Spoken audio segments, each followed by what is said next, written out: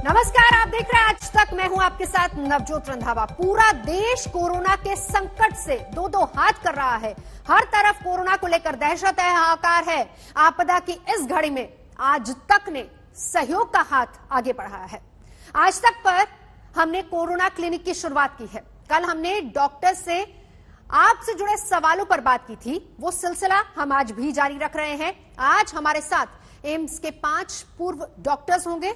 Apollo 24/7 के भी 5 doctors हमारे साथ होंगे। आपको मालूम है कि आज तक ने आपकी मदद के लिए हेल्पलाइन भी शुरू की है और ये हेल्पलाइन आपके लिए दोपहर 1 बजे, यानी हमारा कोरोना क्लिनिक दोपहर 1 बजे शुरू हो जाएगा, खुल जाएगा। शाम 5 बजे तक ये खुला रहेगा। बस आपको कॉल करना है। आपके जहन में जितने सवाल हैं पूछ डालिए हमारे डॉक्टर से। नंबर है 08035216666। कॉल कीजिए, सारे सवालों का जवाब हमारे डॉक्टर्स आपको देंगे। हम आपके हर सवाल का जवाब देने की पूरी कोशिश करेंगे। आपको यह भी बता देना चाहते हैं हम कि इस हेल्पलाइन का मकसद आपको सिर्फ मेडिकल परामर्श देना है। अगर आप मुश्किल में हैं तो आप फौरन इमरजेंसी सेवा की मदद लें।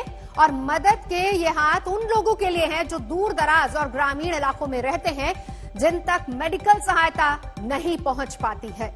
तो अब से कुछ ही देर बाद, यानी ठीक 1 बजे हमारा कोरोना क्लिनिक खुल जाएगा।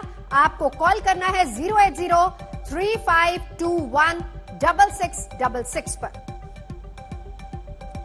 तमाम सवाल कोरोना से जुड़े, आप सारे सवालों का जवाब जान सकते हैं डॉक्टर्स के हमारे इस बड़े पैनल से। कल हमारे साथ 50 डॉक्टर्स थे, आज हम बात करेंगे 10 डॉक्टर्स से। आपके सवालों का सिलसिला ठीक 1 बजे शुरू होगा, जब आज तक कोरोना क्लिनिक खुल जाएगा, जहां पर आपके सवालों का जवाब हमारे डॉक्टर्स देंगे।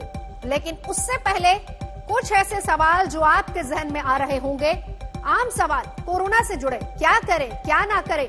वैक्सीन को लेकर सवाल है, सवाल शेडिंग को लेकर है, ट्रीटमेंट को लेकर है, क्वारंटीन कितना रहना चाहिए कितना नहीं, उसके बाद क्या करना चाहिए, ये भी एक बहुत सारा सवाल है। इससे जुड़े भी मॉनिटरिंग खुद की किस तरीके से करें, बच्चों को कितना ज्यादा खतरा है, और कोरोना अगर हो जाता है, आप ठीक भी हो जाते हैं, तो उसके बाद आपको क्या करना है, आफ्टर इफेक्ट्स कितने हैं, उस पर भी आज हम बात करेंगे डॉक्टर्स के बड़े पैनल के साथ। तो डॉक्टर्स का एक बड़ा पैनल हमारे साथ मौजूद है। बहुत बहुत स्वागत है डॉक्टर्स आपका। और इस वक्त सबसे पहला सवाल डॉक्टर जया आपसे मेरा, पहला डोज ले लिया, दूसरे डोज से पहले कोरोना हो गया, कब ले दूसरा डोज, क्या दूसरे डोज की जरूरत है या नहीं? डॉक्टर जया। दूसरे डोज को अब आप तीसरा डोज मान लीजिए, क्योंकि जो आपका कोरोना हो गया वो आपका दूसरा डोज हो गया। उससे ठीक होने के बाद 6 महीने इंतजार करके दूसरा डोज जिसको आप बोल रहे हैं उसको लेना। जी, तो इसी से जुड़ा एक और सवाल है, अगर दूसरे डोज के बाद भी हम इफेक्टेड हो जाते हैं, क्या तीसरे डोज की जरूरत होगी? जहां तक अभी ये देखा गया है कि कुछ लोगों को दूसरे डोज के बाद भी, पर बहुत बहुत बहुत बहुत कम लोगों को कोरोना हुआ है, किसी को 1 महीने बाद और किसी को 2 महीने बाद, पर वो 10-20 लाख या उससे भी ज्यादा में शायद एक को हुआ है। और अभी इसका ये कहना मुश्किल है कि उनको उसकी अगली डोज कब देनी पड़ेगी, पर मेरे अनुसार, समझ अनुसार, उनको भी 6 महीने वेट करना पड़ेगा अगली डोज के। जी जी, बिल्कुल बिल्कुल। तो डॉक्टर्स का पूरा पैनल इस वक्त हमारे साथ मौजूद है। सवाल अभी मेरे, लेकिन उसके बाद आप अपने सवाल पूछ सकते हैं। हेल्पलाइन नंबर लगातार आज तक की टीवी स्क्रीन पर चल रहा है। ठीक 1 बजे आज तक का कोरोना क्लिनिक खुल जाएगा, जिस पर आप अपने सवाल पूछ सकते हैं डॉक्टर्स के हमारे इस बड़े पैनल से। डॉक्टर सुरेश भी हमारे साथ मौजूद है। डॉक्टर साहब, एक और बड़ा सवाल है कि एंटीबॉडीज अगर हमारी बॉडी में बनते हैं, जिस तरीके से कोरोना हो जाए तो उसके बाद कहा जाता है कि एंटीबॉडीज बनते हैं, तो क्या हम ये माने, क्या कोई इंडिविजुअल इस बात को मानकर चल सकता है कि वो 6 महीने तक पूरी तरह से सुरक्षित हैं और फिर डोज की जरूरत है नहीं उनको? नहीं, ये तो कहना मुश्किल है कि एंटीबॉडी जो जैसे इन किस्म के वायरस होते हैं, उसमें इन्फ्लुएंजा ले लीजिए, अगर जैसे फ्लू होता था, तो वायरस का जब फ्लू होने के बाद जो एंटीबॉडी टाइटर है ग्रेजुअली 3 महीने में कम हो जाता है। हमारी उम्मीद ये है कि 2 काइंड ऑफ इम्यूनिटी है, एक तो एंटीबॉडी मीडिएटेड इम्यूनिटी और दूसरा रहता है आपका मेमोरी टी सेल मेमोरी। तो हम निश्चिंत ये जानते हैं कि आपका टी सेल इम्यूनिटी जरूर रहेगा। तो उसीलिए अभी भी ऑब्वियसली स्टडीज अभी ये तक पूरा नहीं जानते हैं कि कब तक हम जो है पूरा पूरा आपको बूस्टर लगेगा कि नहीं, ये साइंस अभी तक क्लियर नहीं है।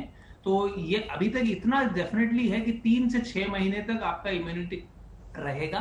3 से 6 महीने के बीच में मोस्ट ऑफ जितने लोगों का हम लोग टेस्ट कर पाते हैं तो देखते हैं कि एंटीबॉडी लेवल जो है ग्रेजुअली नीचे की तरफ जा रहा होता है। इसका मतलब ये नहीं है कि आपकी एबिलिटी, आपको क्षमता नहीं है कि आप लड़ सकते हैं। आप बिल्कुल लड़ सकते हैं, क्योंकि आपका जो टी मेमोरी सेल होता है उसमें डेफिनेटली इस एंटीजन हैज बीन प्रेजेंटेड, जिससे कि आप लड़ पाएंगे। तो इसलिए एंटीबॉडी के ऊपर इतना ध्यान रख के उसको बार बार टेस्ट करने से कोई आपको फायदा नहीं है। इसी से जुड़ा एक और सवाल, खास तौर पर क्योंकि काफी लोगों ने, कल जब हमने कार्यक्रम किया था तो उसके बाद बहुत सारे लोग ये सवाल उठा रहे थे कि अस्थमा के मरीजों को सावधानी क्या बरतनी चाहिए और क्या एक्स्ट्रा प्रिकॉशंस उनको लेनी है। डॉक्टर साहब ये भी बता दीजिए साथ ही साथ, फिर बाकी डॉक्टर्स के पास लौटेंगे। तो बीमारी जो है, जिसको सीडीसी का जो गाइडलाइन है जिसमें बोलते हैं कि कौन हाई रिस्क रहता है, तो उसमें दमा जो है वो अभी तक रिसर्च में चल रहा है कि हाई रिस्क है कि नहीं है। सीओपीडी यानी कि क्रोनिक ब्रोंकाइटिस या एम्फिजीमा जो सिगरेट पीने के कारण होता है, वो निश्चय हाई रिस्क है। तो जो भी हाई रिस्क ग्रुप हैं, जैसे डायबिटीज हो गया, हार्ट फेलियर हो गया, आपका कोई मतलब कि ट्रांसप्लांट है, आपको स्टेरॉइड लेते हैं, तो दमा, सीओपीडी पेशेंट भी उसी कैटेगरी में आते हैं। और दमा अभी तक जो है कहीं हाइपरटेंशन के लोगों की तरह है। तो डबल मास्किंग, बाहर जाते समय वैक्सीनेशन, और जो आपका एस्मा का मेडिसिन है उसको भूलिएगा नहीं, उसको कंटिन्यू रखिए इस दौरान। यही बेस्ट एडवाइस है इस तरह। बिल्कुल बिल्कुल। डॉक्टर साहब हमारे साथ मौजूद है, डॉक्टर्स का पूरा पैनल जिनसे हम बात कर रहे हैं। एक्स एम डॉक्टर्स हमारे साथ हैं, अपोलो 27 के हमारे साथ डॉक्टर्स मौजूद हैं। सवाल फिलहाल मेरे चल रहा है, लेकिन ये तमाम वो सवाल हैं जो आपके जहन में भी आ रहे होंगे। लेकिन ठीक 1 बजे जरूर जुड़िएगा, क्योंकि आज तक का कोरोना क्लिनिक खुलने वाला है। डॉक्टर विनोद अग्रवाल, एक शंका जो सबके मन में, खास तौर पर वैक्सीनेशन को लेकर, क्या फर्टिलिटी रेट कम होता है इससे या नहीं, इसको भी दूर कीजिए जरा।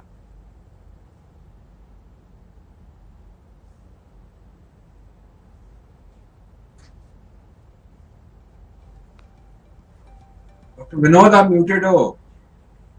जी डॉक्टर साहब रहे थे, मैं दोबारा से रिपीट कर देता हूं। वैक्सीनेशन से कोई भी असर फर्टिलिटी पर नहीं होता है। मैं अपने पुराने एक्सपीरियंस से बताता हूं कि पोलियो की जब वैक्सीनेशन की ड्राइव चल रही थी, मैं उस समय झारखंड में था, मैंने देखा कि कई जगह पर यह प्रचार था कि पोलियो की वैक्सीनेशन से भी फर्टिलिटी पे इफेक्ट होता है, ऐसे प्रचार किए गए थे। ये बिल्कुल भी पूरी तरह से गलत है कि फर्टिलिटी पर वैक्सीनेशन का कोई भी असर होता है। 100% it is wrong to say that fertility पर कोई भी असर होता है। इतनी बात के बाद मैं कुछ और नहीं कहना चाहूंगा इस विषय में। बिल्कुल, और ये बहुत अच्छी बात है डॉक्टर साहब, आप अपना एक्सपीरियंस भी शेयर कर रहे हैं, क्योंकि ये बहुत जरूरी है। इस तरह के भ्रम भी फैलाए जा रहे हैं, तो कम से कम आपके इस जवाब से शंकाएं भी दूर होती। डॉक्टर विनय हमारे साथ मौजूद है। डॉक्टर साहब, एक और सवाल है कि लोग अक्सर ये पूछते हैं कि वैक्सीन का फायदा क्या हुआ जब हमें बाद में भी संक्रमण हो रहा है, इसका जवाब क्या देंगे डॉक्टर विनय? हमें ये जानना जरूरी है कि वैक्सीन जो है ना, ये डिजीज प्रिवेंट करता है। मतलब आप हॉस्पिटल में पहुंच जाए या फिर आईसीयू में पहुंच जाए, ये सब रोकने का काम करता है वैक्सीन। वैक्सीन लेने के बाद भी हमें ये जानना है कि इन्फेक्शन हो सकता है। आपका इम्यूनिटी फिर डिसाइड करेगा कि आपको डिजीज होगा कि नहीं होगा।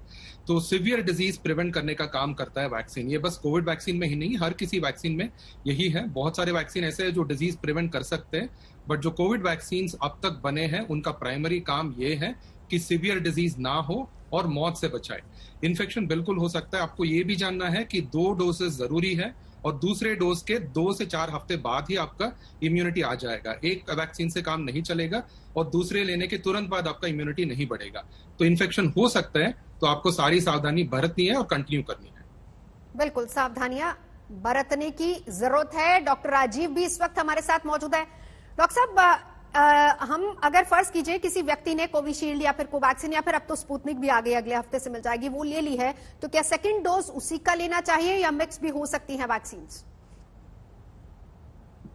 देखिए, अभी का जो डेटा अभी तक अवेलेबल है, जो हमें पता है, अभी कोई वैक्सीन इंटरचेंजेबल नहीं है।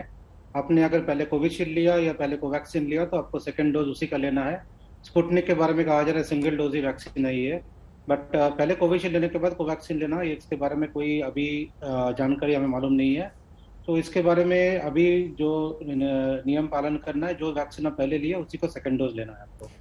एक और चीज, जैसे कोविशील्ड में थोड़ा गैप बढ़ा दिया गया है, ऐसे बहुत सारे मुल्क हैं जिन्होंने ये डिसाइड किया कि पहले हम पहला डोज पूरे देश को दे देंगे और फिर उसके बाद दूसरा शुरू करेंगे, और उसमें तमाम दूसरी वैक्सीन को लेकर भी गैप बढ़ाया गया है।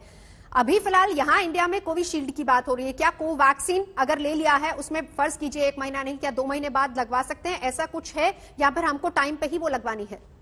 नहीं, अभी के फिलहाल जो पता है हमें उसके बारे में, कोविशील्ड के बारे में तो हम अप टू 3 महीना तक सेकंड डोज ले सकते हैं आप, बट कोवैक्सीन के बारे में अभी जो भी जानकारी है उसके हिसाब से 28 दिन में लेना है आपको कोवैक्सीन डोज।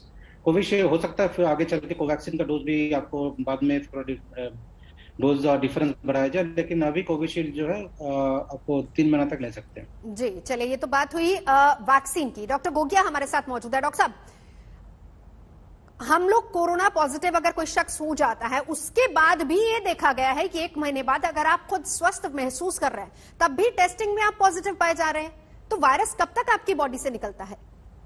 ये बहुत बढ़िया सवाल आपने पूछा है। ये वायरस की बात नहीं है, वायरस के पार्टिकल्स की बात है।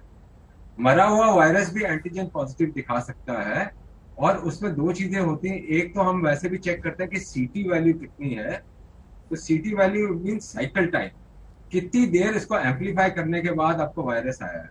तो हल्का सा वायरस तो हमने 4-4 महीने बाद भी देखा है।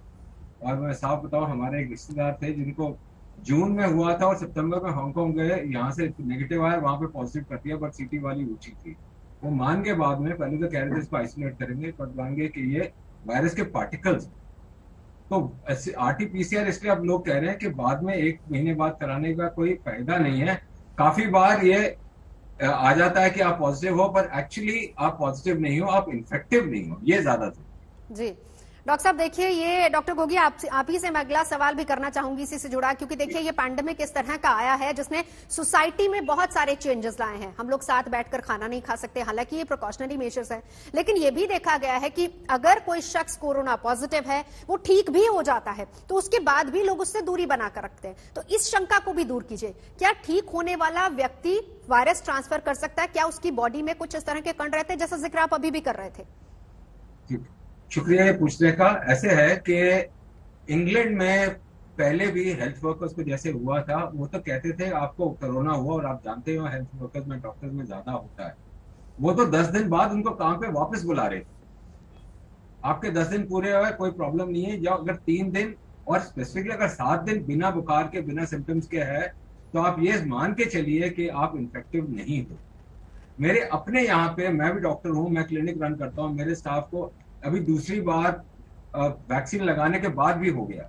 उन सबको मैंने 10 दिन बाद बुला लिया, वो यहाँ पे ड्यूटी कर रहे हैं।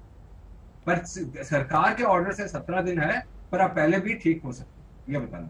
जी जी जी डॉक्टर विनय, आपसे मेरा सवाल है, क्या हवा से फैल रहा है कोरोना, तो कैसे खुद को सुरक्षित करें?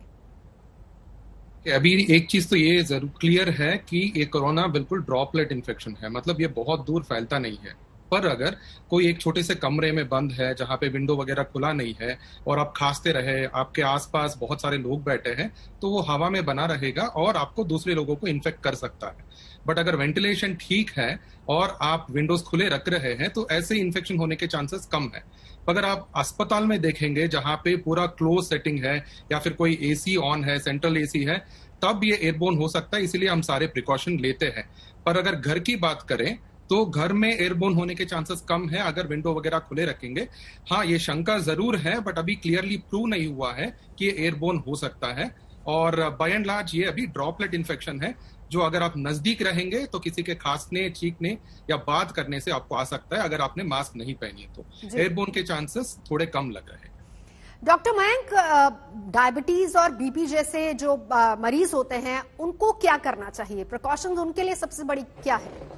मूल प्रिकॉशन जो डायबिटीज़ या ब्लड प्रेशर वाले मरीजों का है, उनको सबसे ज़्यादा ज़रूरी है कि डायबिटीज़ अच्छे से कंट्रोल हो, बहुत ध्यान दिया जाए। जो दवाएं अनुचित हैं कोविड के टाइम पे, उनको डिसकंटिन्यू करें अगर कोविड हो जाए तो। और अगर टाइप 1 डायबिटीज़ है या टाइप 2 इंसुलिन पे है तो टाइट कंट्रोल करें, और हॉस्पिटलाइज पेशेंट्स में 100% तरीके से इंसुलिन से उसको अच्छे से कंट्रोल किया जाए, ब्लड प्रेशर को अच्छे से कंट्रोल किया जाए, सारी दवाएं कंटिन्यू की जाएं, क्योंकि ये कोमॉर्बिडिटीज़ अभी तक पूर्ण तरीके से तो नहीं पता चला है कि ये 100% सीरियस कर देती हैं, लेकिन ज़्यादातर लोगों में देखा गया है कि कोमॉर्बिडिटीज़ के साथ सीरियस डिजीज़ पाई गई है। बिल्कुल डॉक्टर महेश्वरी, मेरा सवाल आपसे है, क्योंकि जब किसी भी हालांकि बॉडी टू बॉडी वेरी करते हैं सिम्टम, जैसा कि कहा भी जाता है, जरा इसको भी क्लियर कीजिए। कुछ डॉक्टर्स कहते हैं कि आप रेमडेसिविर लीजिए, कुछ डॉक्टर्स कहते हैं नहीं आप फैबीफ्लू से ही ठीक हो सकते हैं। ऐसे बहुत सारे अलग अलग व्यूज और इलाज के तरीके, क्या कोई एक सरल तरीका या फिर एक तरीका है कोरोना को ठीक करने का? तो आई थिंक कोरोना को लेके इतना डर बन गया है कि कोरोना के नाम का मतलब है आदमी सोचता है मैं मरने वाला हूँ। आई थिंक ये डर का जो माहौल है ये तभी ठीक हो सकता है जब लोगों को ये पता हो कि कोरोना का मतलब क्या है। मैं बड़ी सरल भाषा में ये बताना चाहता हूँ कि आम जनता कोरोना को 4 फेज में माने। फेज 1 है जिसमें आप इसका बचाव करें। बचाव का सब लोगों को पता है, हमें मास्क लगाना है, हमें ये कैसे करना है अपनी सुविधा के हिसाब से वो हमें समझना है। दूसरा फेज है माइल्ड इन्फेक्शन, बड़ा मामूली इन्फेक्शन जो एक तरह से आम तौर से वायरल फीवर की तरह ही है। 5-6 दिन आप जैसे किसी वायरल फीवर को ट्रीट करते हो वैसे ही करोगे, सिर्फ एक ये प्रिकॉशन रहेगी कि ये इन्फेक्शन बहुत जल्दी फैलता है, तो आपको बचाना है अपने आप को, अपने परिवार को। अदरवाइज उन 90 ऑलमोस्ट 85-90% केसेस में ये अपने आप ठीक हो जाएगा। तो बचाव और माइल्ड फीवर का इलाज आपके हाथ में है, कोई सरकार की जरूरत नहीं है, कोई डॉक्टर की जरूरत नहीं है, बहुत सिंपल सा ट्रीटमेंट है, कहीं भी आप पढ़ सकते हैं इसके बारे में। तीसरा आता है फेज जो सीरियस फेज है, जहां पर आपको ऑक्सीजन की कमी हो रही है, शायद आपको डायबिटीज है, अब आपको हॉस्पिटल की जरूरत पड़ेगी, और लकीली ये परसेंटेज सिर्फ 10% है, 90% नहीं है इसमें। और चौथा जो बहुत इंपॉर्टेंट मैं देख रहा हूँ, जो कोरोना के बाद का भय है जिसको हम बोल रहे हैं पोस्ट कोरोना सिंड्रोम। कल जो हमने इतनी सारी कॉल्स ली उसमें से 30% कॉल्स तो सिर्फ इस चिंता की थी कि मुझे कोरोना हो गया तो मेरी छाती में दर्द हो रहा है, तो मेरे हाथ में दर्द हो रहा है, तो मेरे पैर में दर्द हो रहा है, मैं क्या करूं। लोग कोरोना के भय से 2-2, 3-3 महीने तक मेंटली परेशान हो रहे हैं। उनको ये समझने की जरूरत है कि 4th फेज भी आपके हाथ में है, कोई डॉक्टर की जरूरत नहीं है, कोई सरकार की जरूरत नहीं है। आप ये समझ लीजिए कोरोना आपको हो चुका है, उसके बाद 1-1.5 महीना आपको प्रॉब्लम रहेगी और ये धीरे धीरे अपने आप जाएगी। तो जो डर है वो इसी बात का है, क्योंकि वो जो 5% पेशेंट हैं चाहे कोरोना बढ़ जाता है, सारी अटेंशन उसकी तरफ। डॉक्टर साहब, आप 5% की बात कर रहे हैं, मेरा तो ये मानना है कि मैक्सिमम लोग चिंता चिता समाने ये कहा जाता है, लेकिन ज्यादातर लोगों की मेंटल हेल्थ इश्यूज भी बहुत ज्यादा बढ़ गए हैं। डॉक्टर जौहरी, मैं आप ही से जानना चाहूंगी कि इससे किस तरीके से निपटा जाए, क्योंकि कल भी हमने मेंटल हेल्थ को लेकर बातचीत की थी, तनाव नहीं लेना है, और जैसे डॉक्टर जया ने भी बताया था कि अगर आप तनाव लेते हैं तो दवाइयां उतना असर नहीं करती क्योंकि स्ट्रेस लेवल आपका बहुत बढ़ जाता है, तो इसको कैसे कंट्रोल करें डॉक्टर जौहरी? हाँ, ये आपका सवाल बहुत ही जायज है, बहुत अच्छा सवाल है कि कोरोना से मेंटल स्ट्रेसेस बढ़ गए हैं। अब वो स्वाभाविक है कि बढ़ जाना है। अगर आप एक कमरे में बंद हैं, आपकी सोसाइटी बंद है, आप ये संक्रमण के डर के मारे घर से बाहर नहीं निकल रहे हैं, हिंदुस्तान में घर भी छोटे होते हैं, कुंबे बड़े होते हैं, सब एक दूसरे के सर पे चढ़े रहते हैं, तो ये बढ़ना है। प्लस भय है सोसाइटी में, समाज में भय भी है कि क्या हो जाएगा, मैं अपने बच्चों को देख पाऊंगा, क्या कैसे कर जाएंगे। और एक बुरी कहानी 10 बार रिपीट होती है, 50 बार रिपीट होती है कि वो चली गई, वो उस उम्र में चली गई, बच्चे अनाथ हो गए। ये कहना तो बहुत है कि भाई मेंटल स्ट्रेस बढ़ रहा है। अब रही बात इस स्ट्रेस से कैसे हमें जूझना है, कैसे उससे निकलना है। अब सबसे पहली बात ये समझना है, जैसे अभी डॉक्टर महेश्वरी ने बताया कि 90% केस जो है वो तो अपने आप ही ठीक हो जाते हैं। तो हमें बार बार प्रचार यही करना है कि इससे डरिए नहीं, खाली सतर्क रहिए, ये अपने आप ठीक हो जाएगा। और इसको अपने दिलो दिमाग पे बैठने ना दिए, खाली आप प्रिकॉशंस फॉलो करते रहें, तो इतना करेंगे लोगों को रीएश्योरेंस मिलेगा, भय कम होगा, मेंटल स्ट्रेस कम होगा। बिल्कुल। दूसरी चीज है, जब हम लोग वास्तव में संक्रमित हो जाते हैं तो उनसे सब लोगों को साथ देके उनसे दूरी बनानी चाहिए, खाने प्रिकॉशंस फॉलो करने चाहिए, और जनरली एक सामान्य रूप से हम लोगों को एक दूसरे के साथ डील करना चाहिए, उससे भी स्ट्रेस कम होगा।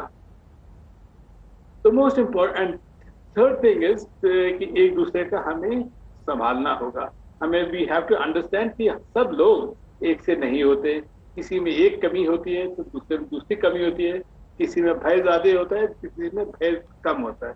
तो हमें आसपास के लोगों को हमें वो संबोधन, हम आसपास के लोगों के साथ संबोधन करना पड़ेगा, एक दूसरे का एक समझाना पड़ेगा कि नहीं है, ये नहीं है, ये तो सामाजिक प्रॉब्लम है, हम लोगों को समाज में एक दूसरे का साथ देके हमें इस प्रॉब्लम से निकलना है बाहर। तो इसमें सोसाइटी का बहुत बड़ा योगदान है, कुटुंब का बहुत बड़ा योगदान है, और अपने भाई बंधुओं का योगदान है कि हम लोग निकले।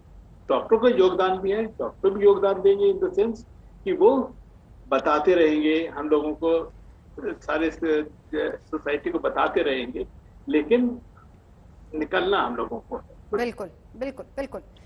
डॉक्टर राकेश कुमार, दो चीजें, पहली बात तो ब्लैक फंगस को लेकर मैं आप चाहूंगी जरा क्लियर कीजिए, और दूसरी बात यह है कि बच्चों को सुरक्षित कैसे रखा जाए, क्योंकि कई बार या फिर बहुत छोटे बच्चे तो मास्क भी नहीं लगाते। हालांकि कोशिश ये है आजकल अभिभावकों की कि उनको घर के अंदर ही रखें, तो उससे भी काफी प्रॉब्लम्स आ रही हैं। डॉक्टर राकेश जी, मैं आपको बताना चाहूंगा कि जो ब्लैक फंगस की आजकल काफी मैं देख रहा हूँ कि टीवी पे भी और मीडिया में प्रचार चल रहा है, और इसके कुछ केसेस भी हम लोगों के यहाँ आए हैं। मेरे बहुत सारे पेशेंट्स भी हम लोगों को फोन करके इसके बारे में जानकारी हासिल कर रहे हैं। ये ब्लैक फंगस कुछ नहीं, फंगस जो है ये ऑलरेडी एटमॉस्फेयर में तमाम तरह की फंगस हवा में रहती हैं, हमारे आपके आसपास रहती हैं, डस्ट से होती हैं फंगस, लेकिन ये सिर्फ उन्हीं को इफेक्ट करती हैं जिनकी बॉडी इम्यूनिटी कम हो जाती है। और ये जितनी इम्यूनिटी, जैसे कि ये सेम फंगस हम लोगों ने देखी है जो कैंसर पेशेंट्स होते हैं, पोस्ट कीमोथेरेपी पेशेंट होते हैं, HIV पेशेंट। कहने का मेरा मतलब ये है कि जिनकी भी इम्यूनिटी कम हुई, इररिस्पेक्टिव कि वो कोविड है या नहीं है, ये फंगस इफेक्ट करती है। Lot of anti fungal drugs जो हम लोग इसमें यूज करते हैं उसमें भी यूज कर चुके हैं। सो हम लोगों को इसका बहुत एक्सपीरियंस है, बट चूंकि ये कोविड के साथ हो रही है तो इसका प्रचार भी बहुत ज्यादा होगा। इसका मेन चीज ये है कि अगर पेशेंट डायबिटिक है, और खास तौर से हम लोग देख रहे हैं कि आजकल क्या हो रहा है कि मिथाइल प्रेडनिसोलोन या डेक्सामेथासोन ये इतना ज्यादा यूज में आ रहा है। सो स्टेरॉइड्स के यूज से कहाँ पे यूज करना है, कहाँ पे नहीं यूज करना है, ये डॉक्टर को पता होता है। लेकिन कई बार ये मैं देखा गया कि डर के मारे या बहुत सारे लोग इसको बहुत हाई डोज में बहुत पहले ही शुरू कर देते हैं, तो उससे बॉडी इम्यूनिटी डाउन हो जाती है। स्टेरॉइड का यूज किस जगह पे करना है बहुत इंपॉर्टेंट है। सो इसका अगर प्रॉपरली यूज किया जाए या ना किया जाए जहां तक जरूरत नहीं है, तो ये फंगस ग्रो नहीं करेगी, और ये फंगस नाक के द्वारा ही ऊपर जाके साइनसेस को इफेक्ट करती है और फिर आईज को इफेक्ट करती है। सो ये बहुत इंपॉर्टेंट है कि इसके लक्षण पहचाने जाएं, लेकिन इससे इतना डरने की, जो लोगों का इम्यून सिस्टम स्ट्रांग है उनको पहली चीज तो घबराने की जरूरत नहीं है। जो लोग डायबिटिक्स हैं या इम्यूनो कम्प्रोमाइज्ड हैं उनको अपना इम्यून स्टेटस अच्छा रखना है, प्रॉपर डाइट लेना है, प्रॉपर न्यूट्रिशन लेना है, शुद्ध हवा में रहना है, ये बहुत जरूरी है। तीसरी चीज ये है कि हाई प्रोटीन डाइट से इम्यूनिटी बढ़ती है। बाकी और जो हम लोग विटामिन वगैरह ले रहे हैं आजकल, योगा वगैरह से, बाबा रामदेव भी जैसे बताते हैं आजकल योगा से काफी इम्यूनिटी बढ़ती है। हाँ। तो बॉडी का immune system is very important. So उसको अगर हम लेते रहेंगे तो ब्लैक फंगस से बचे रहेंगे। फिर भी अगर किसी को अनफॉर्चुनेटली ये हो रही है तो फिर उसका ट्रीटमेंट अवेलेबल है, अगली स्टेज में तुरंत डॉक्टर से कंसल्ट करें, घबराने की जरूरत नहीं। डिस्कशन कर रहे थे। मेरा सवाल डॉक्टर साहब ये है, क्योंकि अब इसको एक नए वेरिएंट के तौर पर भी देखा जा रहा है, और इससे पहले भी डॉक्टर साहब ने बहुत अच्छे से समझाया कि किस तरीके से आपको बचना है, लेकिन क्या ये कोरोना का साइड इफेक्ट है या आफ्टर इफेक्ट है, बचे कैसे? ये तो ना साइड इफेक्ट है ना आफ्टर इफेक्ट है, क्योंकि ये सिर्फ जो डायबिटिक्स हैं उन्हीं में नॉर्मली देखा गया है। उनके अलावा जिनको जरूरत से ज्यादा स्टीरॉयड दे दिए हैं, क्योंकि मैं देख रहा हूँ पहले दिन से डॉक्टर खुद अपने लिए ले रहे हैं। एक नामी डॉक्टर जो खुद इतना टीवी पर आ रहे थे, सोशल मीडिया पे थे, वो पहले दिन से प्रचार कर रहे थे कि मैंने इतना ले लिया, और वो खुद आईसीयू में पहुंच गए, जबकि उनका स्वास्थ्य इतना अच्छा था। और दूसरी तरफ मैंने देखा है कि जब हम इतनी ऑक्सीजन के पीछे भाग रहे हैं, ऐसे भी मरीज हैं जो अस्पताल 6 अस्पतालों में दिल्ली में गए, 5 में अंदर नहीं जा सके, उसके बावजूद भी उनको बिना ऑक्सीजन के 60% उनकी ऑक्सीजन 2 दिन से थी, और छोटी सी एक दवा देने से 2 रुपए की वो गोली आती है, दिन में 2 बार केवल देनी होती है डॉक्टर की प्रिस्क्रिप्शन से। उसी से मरीज 3 दिन में हट्टा कट्टा होके और अगले 3 दिन में भागने दौड़ने लग गया, 34 वर्षीय महिला। तो ये इतना हताश होने वाली बात नहीं है। तो जितना आप जल्दी जा रहे हैं, भाग रहे हैं आईसीयू में, 80% लोग जो आईसीयू या हॉस्पिटल में भर्ती होने जा रहे हैं, उन्हें अस्पताल भागने की जरूरत नहीं है। लोग 50-50 लाख रुपया दे रहे हैं, उसके बाद अस्पताल में जाके जब उनको वेंटिलेटर पे या किसी चीज में डाला जाता है, पहले भी डाला जाता है, तो उनकी जो पानी की ट्यूब होती है जिसके थ्रू वो पानी के थ्रू ऑक्सीजन आती है, उसकी सफाई नहीं होने के कारण आपको ये समस्या आने लगती है। तो स्टीरॉयड हो गया और उसकी सफाई नहीं जी। तो वो सब छोटी छोटी चीजों का ध्यान रखा जाए तो ये डायबिटिक्स में भी नहीं होगा, और जल्दी पकड़ लिया जाए तो जैसे दूसरे डॉक्टर साहब ने कहा, ये इतनी भयानक चीज नहीं है जितनी ये नाम से लोगों को डरा दिया है। लोग तो ऑलरेडी डरे हुए। जाहिर सी बात है। महेश्वरी जी ने भी कहा कि ये अगर सही समय पे इसको पकड़ लोगे तो ये आपकी रेबीज की तरह है। रेबीज को आप सही समय पकड़ लोगे, सही इलाज कर लोगे तो बच जाओ। लेट हो गए तो गए। तो इसमें भी यही है कि सतर्क रहो। स्टीरॉयड जो दवा जो गड़बड़ करती है उसमें डेक्सामेथासोन, मिथाइल प्रेडनिसोलोन, डेफ्लाकॉर्ट है, ये कम से कम लो तो बचाव ही होना है। और मानसिक दबाव में अगर दबे रहोगे तो उसके साथ आपकी समस्या और ज्यादा बढ़ जाएगी। तो इससे सही उपाय तो यही है कि समस्या खड़ी ना हो। और खड़ी केवल इस वजह से हो रही है कि अस्पतालों में, आईसीयू में लोग अपनी नॉर्मल डोज से 2 गुना 2.5 गुना डोज दे रहे हैं, ये सोच के कि अच्छी चीज है तो दुगनी कर दो, तिगनी कर दो। ये गलत है। तो ये पढ़े लिखे लोग कर रहे हैं, ये नहीं होना चाहिए। घर में कोई गलती करता है, अनपढ़ है, उसकी तो बात समझ में आती है। तो ये सारा ध्यान जा रहा है कि हो गई, अरे भाई ये भी तो 1 लाख में 1 आध को हो रही है, तो इसमें इतना क्यों घबरा रहे हैं लोग। तो जैसे पहले महेश्वरी जी ने कहा, दूसरे डॉक्टर ने, जौहरी जी ने भी कहा कि इसमें घबराना नहीं है। तो घबराने के लिए आप पहले तो मर रहे हो कि हो ना जाए। जब हो गया हल्का सा, आपकी ऑक्सीजन 96% है, छाती में दर्द ज्यादा हो रहा है, पता है कि ये छाती में थोड़ी इन्फ्लेमेशन है, पैच है, छोटा सा है, आप दौड़ के अस्पताल भर्ती हो जाते हो। बिल्कुल। तो ये सारा, उसके बाद आपको सीरियस इलनेस होती है और फिर दौड़ते हो कि हमें अस्पताल में भर्ती करो, आईसीयू में भर्ती करो। हाँ, गाइडलाइन अनुसार आपको आईसीयू में जाना चाहिए। बिल्कुल। जाने के बाद भी अगर आपकी वहाँ केयर नहीं हुई तो आप अपने घर वालों से भी दूर होते हो और रोते भी हो कि अभी यहाँ तो मेरी साइड चेंज करने वाला कोई नहीं है, 2 घंटा पैन देने वाला नहीं है, मैं आईसीयू में हूँ, 1 लाख का रोज बिल दे रहा हूँ। वही आदमी घर में ऑक्सीजन के साथ पिछले 20 दिनों में कम से कम 20 मरीज ऐसे हैं जिनको आईसीयू में होना चाहिए था, वो जा नहीं सके, पैसा भी था, बेड नहीं था। तो ये कहना कि आप अस्पताल में भर्ती हो जाओ, उसमें उस समय ये भी ध्यान रखना पड़ता है कि आप अस्पताल में बेड है कि नहीं जी। तो ये सारी समस्याएं ज्यादा जरूरी है, ना कि ये म्यूकरमाइकोसिस या ब्लैक फंगस के ऊपर ध्यान देना। बिल्कुल, तो नॉर्मल सवाल का जवाब होना चाहिए, ना घबराओ। तो इतना लंबा जवाब घूम फिर के इस वजह से दे रहा हूँ कि ये गलत फोकस है जो हम सारा म्यूकरमाइकोसिस पे कर रहे हैं। नहीं सर, आपका जवाब, सर माफी चाहूंगी आपको, मैं रोक रही हूँ, लेकिन ये जवाब इसलिए भी जरूरी है क्योंकि इस तरह की क्लैरिटीज भी होना जरूरी है।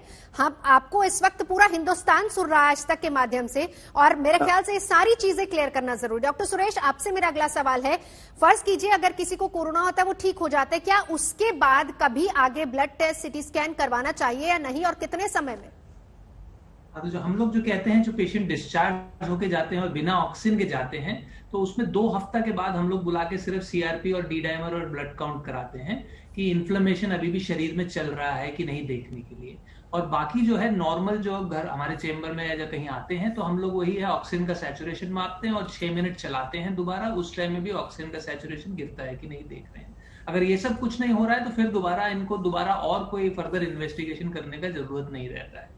अगर 2 सप्ताह पोस्ट डिस्चार्ज भी अगर आपका इन्फ्लेमेटरी मार्कर्स थोड़ा हाई रहते हैं तो फिर उसको जांच परख करना पड़ता है कि किस कारण हो रहा है, कोई सेकेंडरी इन्फेक्शन है या लंग्स में अभी भी इन्फ्लेमेशन परसिस्ट कर रहा है या क्या तकलीफ हो रहा है, वो देखना पड़ता है। बट सिंपल गवर्नमेंट का रिकमेंडेशन है 2 हफ्ते के बाद आफ्टर डिस्चार्ज सीबीसी, सीआरपी और डी डाइमर टेस्ट, यही रिकमेंडेशन है, और छाती का एक्सरे।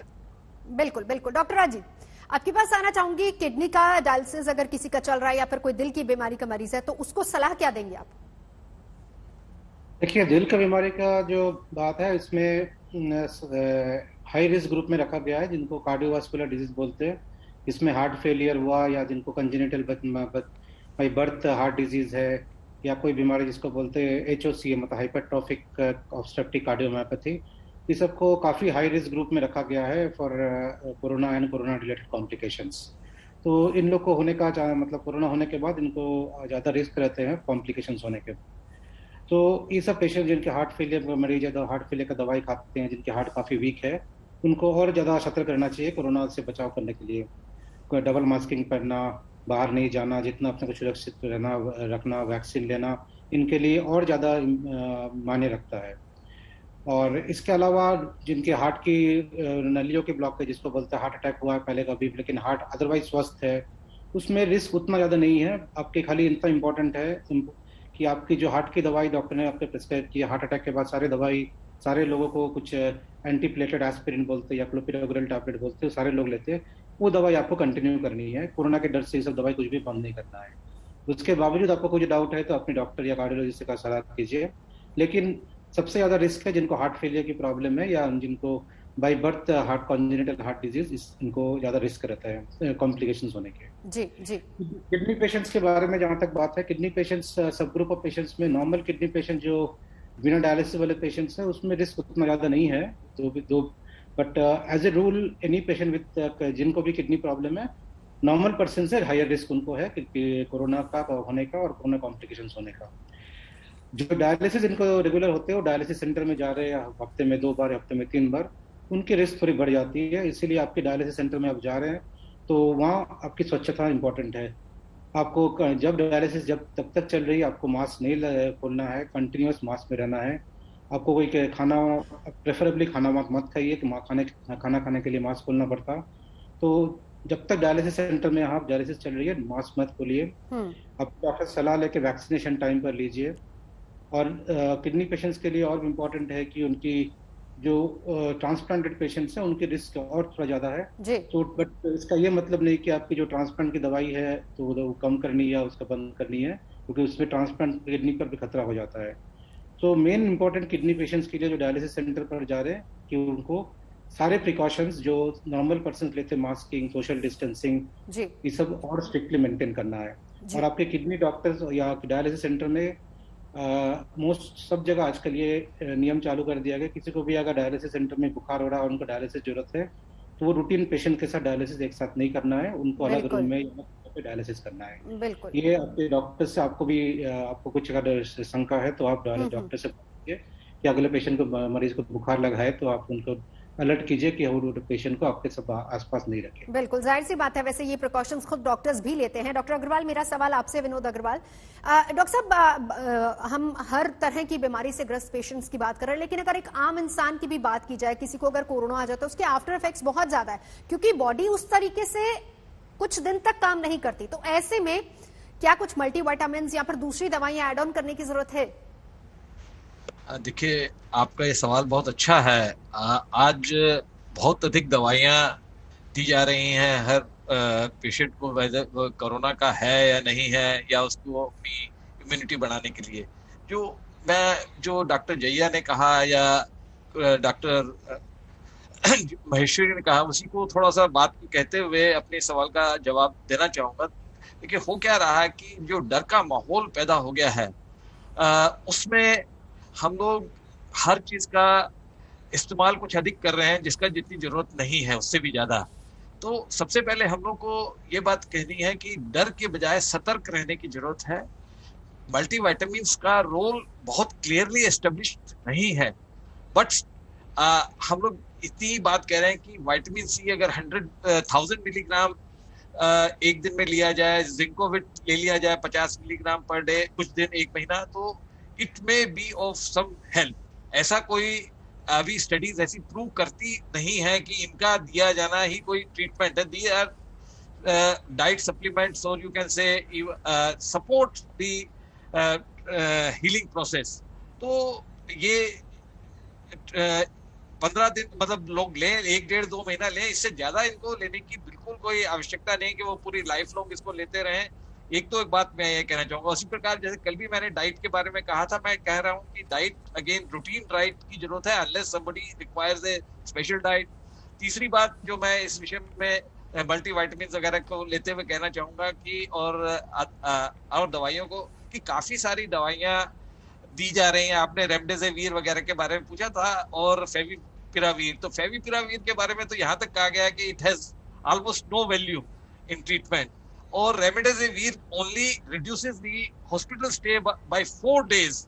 आपका जो अदरवाइज ट्रीटमेंट में कोई बहुत लाभ नहीं, और उसको फर्स्ट वीक में तो बिल्कुल दिए जाने का नहीं है, ओनली वेरी सीवियर और जो मॉडरेट केसेस में ही उसका लाभ है हॉस्पिटल कंडीशंस में दिए जाने का। तो मेरा यही कहना है कि मल्टीविटामिन से बात शुरू हुई थी, मल्टीविटामिन को भी बहुत ज्यादा समय तक चलाने की सिर्फ इस वजह कि इससे बहुत लाभ होगा ऐसी कोई आवश्यकता नहीं है। बिल्कुल, मेरे ख्याल मैंने अपनी पॉइंट ठीक से रख दी, जिसमें कुछ और इश्यूज को भी एक्सप्लेन कर दिया है। जी। और इसके साथ डॉक्टर साहब, अगर इसी से जुड़ा कोई और सवाल भी होगा, हम बार बार दर्शकों को कह रहे हैं बस 20 मिनट का वक्त बाकी है, ठीक 1 बजे हमारा ये कोरोना क्लिनिक खुल जाएगा। ये सारे सवाल अभी मेरे हैं, लेकिन इससे जुड़े कोई सवाल आपके जहन में है तो आप सीधा कॉल करके हमारे डॉक्टर्स के इस बड़े पैनल से पूछ सकते हैं।